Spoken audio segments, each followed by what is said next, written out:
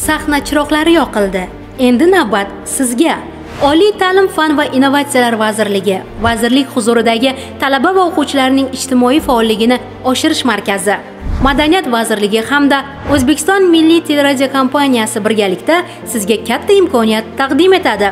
Talabalar teatr studiyalari respublika tanlovida sizni sahna ortidagi quvonch va hayajonlar, iste'dod bilan to'la chiqishlar, e'tirof, faxr, shuhrat va albatta pul mukofotlari kutmoqda.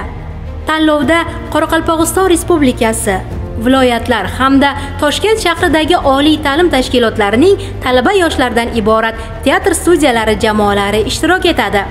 Tanlov 4 bosqichda tashkil etiladi. Oliy ta'lim tashkiloti bosqichi, hududiy bosqich, mintaqaviy bosqich hamda respublika final bosqichi. Tanlovning respublika bosqichi g'oliblari 1, 2 va 3 darajali diplomlar hamda quyidagicha pul mukofotlari.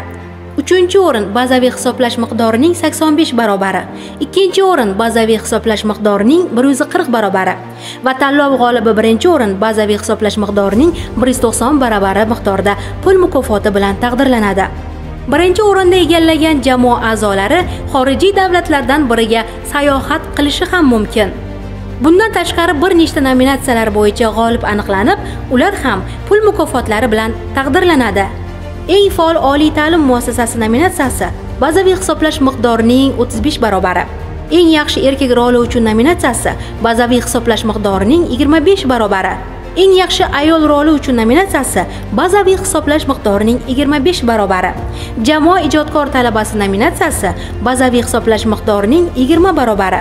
Eng yaxshi talabalar teatr studiyasi rahbari nominatsiyasi bazaviy hisoblash miqdorining 15 barobarigacha pul mukofotlari bilan taqdirlanadi. Talabalar teatr studiyalari respublika tanlovida ishtirok etib, iste'dodingizni butun mamlakatga namoyon eting.